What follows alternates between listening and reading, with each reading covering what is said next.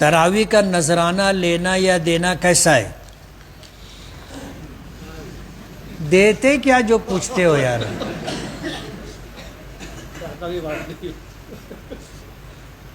جو امام تراویح پڑھاتا ہے اس کو کیا دیتے ہیں؟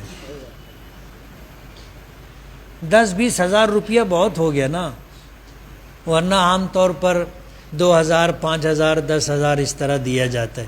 میں جامع مسجد میں 1986 سے تراویح پڑھا رہا ہوں۔ پہلا سال تھا جب میرا، اللہ مغفرت فرمائے، جو ٹرسٹی حضرات تھے وہ مجھ سے پوچھنے لگے کہ ہم لوگ نذرانہ دینا چاہتے ہیں۔ میں نے کہا میں نہیں لینا چاہتا۔ بولے نہیں ہم لوگ دینا چاہتے ہیں۔ میں نے کہا جب میں نہیں مانگ رہا ہوں، نہیں لینا چاہتا ہوں تو کیوں دے رہے ہو؟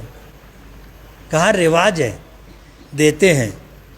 میں نے کہا دیکھو اگر لینا دینا کریں گے تو اجر ملے گا یا نہیں ملے گا یہ مسئلہ ہے۔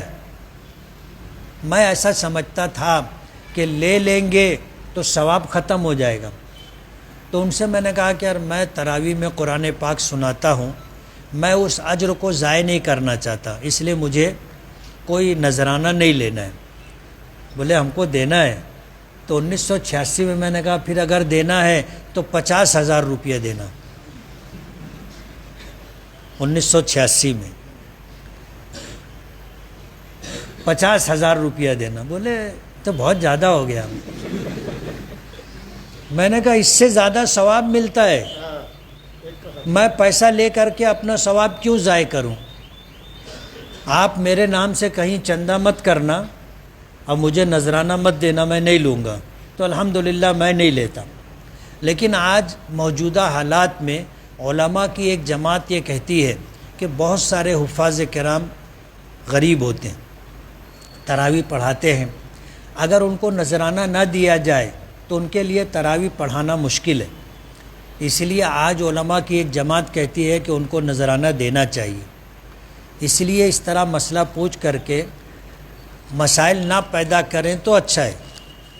آپ اماموں کو نذرانہ دیا کرو، اور نذرانہ دینے کے لیے تراویح کا اور ختم قرآن کا انتظار مت کیا کرو۔ دینا ہے تو آج دے دو نا، دینا ہے تو آج دے دو، دینا ہے رمضان شروع ہو دے دو۔ آپ ختم قرآن کا کیوں انتظار کرتے ہو؟ ختم قرآن کا انتظار کرنے میں یہ شبہ ہوتا ہے کہ انہوں نے قرآن پڑھا ہے، سنایا ہے، اس لیے دیا جا رہا ہے۔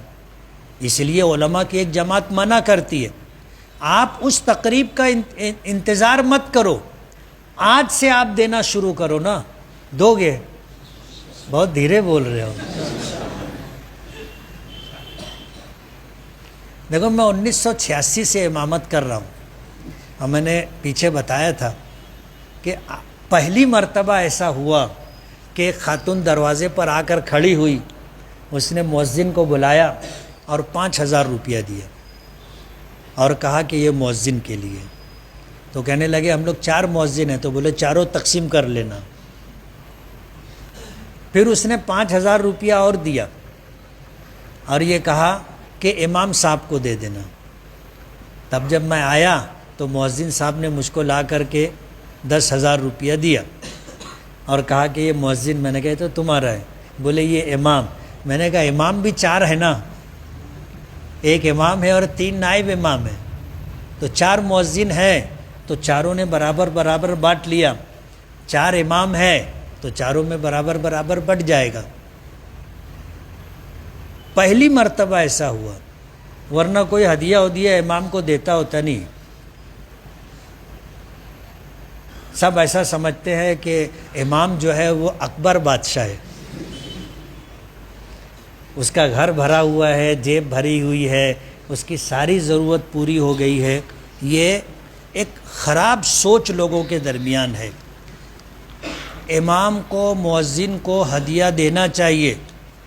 اتنی معمولی تنخواہ ان کو دی جاتی ہے مسجدوں میں جس سے ان کی ضرورتیں پوری نہیں ہوتی۔ مسجد والے جو تنخواہ دیتے ہیں وہ دیتے ہیں، ہم میں سے بھی لوگوں کو یہ مزاج بنانا چاہیے کہ ہر ہفتہ ہر مہینہ ہم اپنے امام اور مؤذن کو کچھ نہ کچھ دیا کریں۔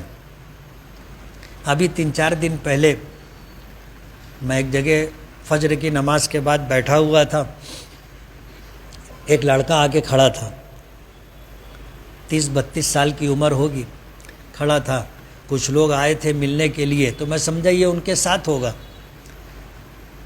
تو وہ لوگ چلے گئے، وہ رکا رہا، تو میں اس کو بلایا، میں نے کہا کچھ بات ہے، تو اس نے جیب میں ہاتھ ڈالا اور 500 روپیہ نکال کے مصافے کے ساتھ مجھ کو دیا اور بولے یہ آپ کے لیے ہدیہ ہے۔ تو میں اس کو بہت غور سے دیکھا، یار مالیگاؤں میں ایسا بھی ایک آدمی ہے۔ تو اماموں اور مؤذنوں کو نذرانہ دینا چاہیے، ہدیہ تحفہ دینا چاہیے، اور آج امت یہ کام بھول گئی ہے۔ اس لیے آپ جہاں بھی نماز پڑھتے ہوں محلے کی مسجد کے امام کو، اور جہاں کہیں آپ نماز پڑھو امام کو اگر کچھ دے سکتے ہو ہدیے کے طور پر تو دینا چاہیے، دیں گے نا؟